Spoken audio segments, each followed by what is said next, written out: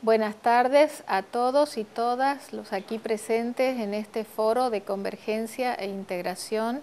Es un placer dirigirme a ustedes, señor presidente del Consejo Latinoamericano, señor secretario general del CELA, autoridades nacionales, delegados al Consejo, representantes del cuerpo diplomático. Quisiera en primer lugar agradecer la invitación y la oportunidad de dirigirme a la audiencia a través de este medio y presentarles el panorama de la salud en nuestra región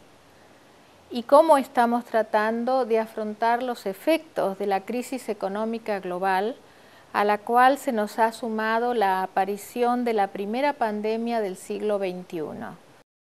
Puedo iniciar diciéndoles que la población de nuestra región actualmente se estima que puede vivir en promedio aproximadamente 10 años más con respecto a la expectativa de vida que tenía hace 25 o 30 años atrás. Esta ganancia en años se debe en gran parte a los logros alcanzados en materia de salud pública. Si analizamos la carga de enfermedad que tiene la región, indicador que estima los años de vida saludable que se pierden, bien sea por muerte prematura o por enfermedad o discapacidad, vemos en el lado izquierdo del gráfico que América Latina y el Caribe se acerca rápidamente a los países desarrollados en lo que respecta a la carga de enfermedad atribuible a las enfermedades no transmisibles, que es la parte azul o sección azul de la barra, siendo estas las enfermedades asociadas tanto a estilos de vida no saludables como al propio envejecimiento de la población. Pero vemos además que todavía no se ha resuelto de manera satisfactoria el problema de las enfermedades ligadas a un menor grado de desarrollo económico y social, a la pobreza, como son las enfermedades transmisibles, que es la sección roja de la barra. Si vemos el lado derecho del gráfico, resulta notorio ese rezago en los países de ingresos más bajos, donde la carga por enfermedades transmisibles, además de ser mayor, coexiste en proporción similar a la carga producida por las enfermedades crónicas no transmisibles. Las diferencias entre los países se hacen mucho más evidente cuando nos referimos a indicadores más específicos, tales como por ejemplo el indicador de la mortalidad materna. Este gráfico, además de mostrar las grandes diferencias que hay entre los países, nos revela que a pesar de su reducción todavía tenemos niveles muy altos de muertes maternas en un número importante de países. Sobre el particular quisiera añadir que tenemos evidencias que sugieren que hay un estancamiento en el descenso de la mortalidad materna, lo que nos lleva a pensar que tendremos serias dificultades para cumplir con la meta establecida en los Objetivos de Desarrollo del Milenio para el 2015, si en particular los países más rezagados no redoblan sus esfuerzos para atacar este problema. Otro rasgo que caracteriza a la región y que sigue siendo objeto de preocupación son los altos niveles de inequidad social y económica que han sido ampliamente documentados y son del conocimiento de todos ustedes. Lo que quisiera señalar es que los indicadores de salud no están ajenos a esta condición y estas inequidades de la sociedad se expresan invariablemente con mayor o menor grado en la mayoría de los países de la región. Solo como ejemplo les muestro el cuadro sobre mortalidad infantil según lugar de residencia y origen étnico. En 5 países, verán que la mayor mortalidad entre los indígenas no obedece al hecho de vivir en zonas rurales. Los niños indígenas rurales tienen mayor riesgo de morir antes de cumplir el primer año de vida, barra naranja oscuro, que los niños rurales no indígenas, representados con el naranja claro. Y el mismo patrón se advierte en las zonas urbanas entre indígenas, azul oscuro, y no indígenas, azul claro. Detrás de estas cifras están las condiciones de pobreza y desnutrición que afecta a un número importante de familias, madres y niños de los pueblos indígenas, fenómeno que se ha visto agravado recientemente debido a la crisis económica, al incremento de los precios de los alimentos y a los desastres naturales. Y podemos mencionar en los últimos acontecimientos que son de público conocimiento, como el caso de Guatemala. Asimismo, se advierten los problemas de inequidad en el acceso de servicios esenciales de salud con calidad, y al cual nos referimos cuando hablamos de la mortalidad materna. Tomando como ejemplo el indicador de partos atendidos por personal especializado según quintiles de ingreso, el mismo muestra que 9 países, que prácticamente en todos ellos hay una relación directa y creciente entre el nivel socioeconómico de las familias y el acceso a personal de salud especializado en el momento del nacimiento.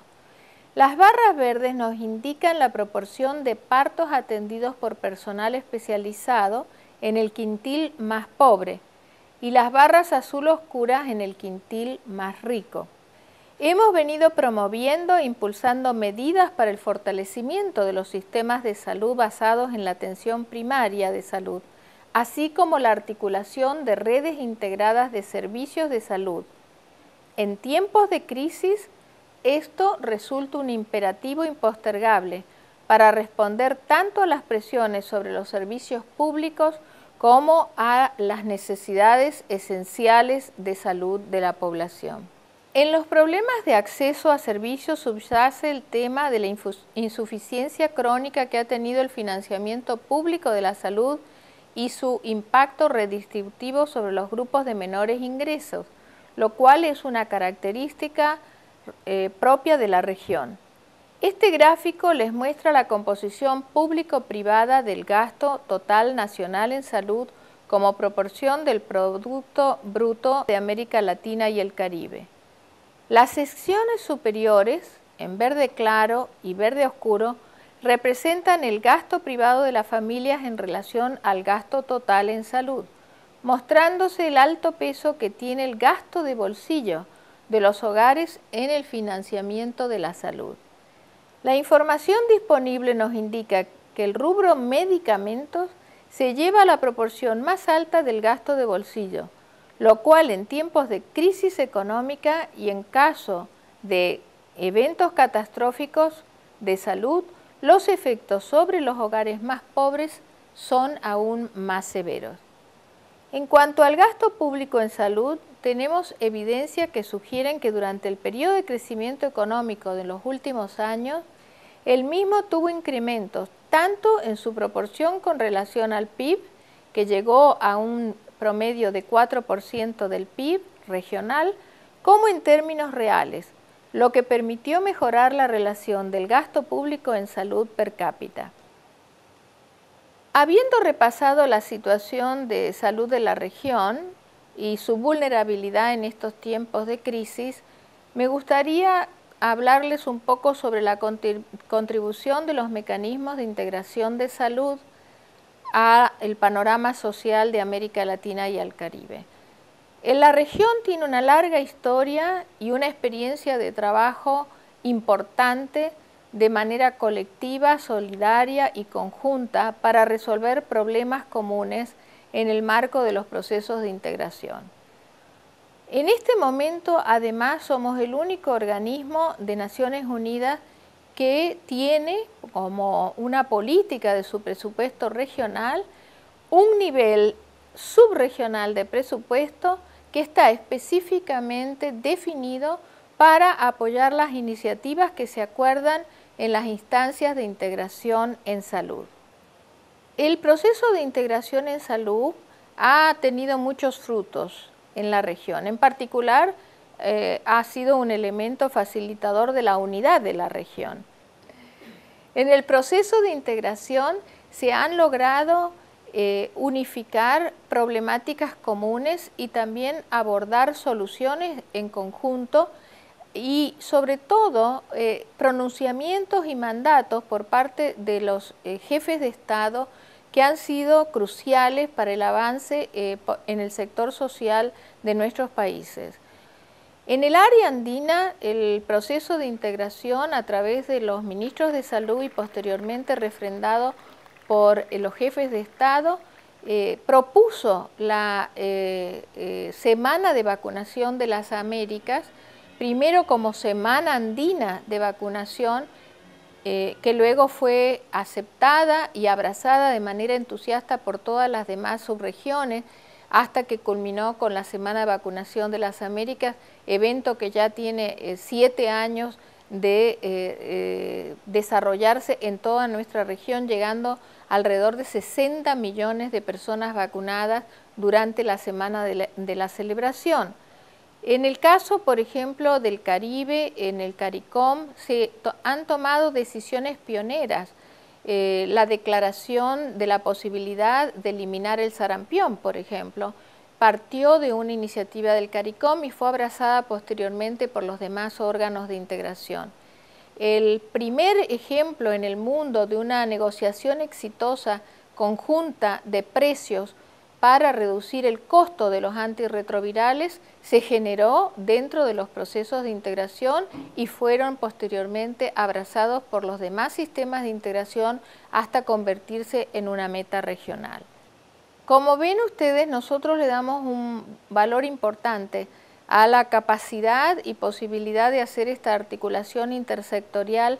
dentro de los mecanismos de integración. En particular en la formulación de políticas y regulaciones que faciliten el acceso a productos farmacéuticos y medicamentos. Como les mencioné, tenemos algunas experiencias puntuales que demuestran que es viable y que es exitoso, pero es necesario establecer mecanismos más permanentes y más estables para esta demanda que realmente ya está sobre la mesa, que es la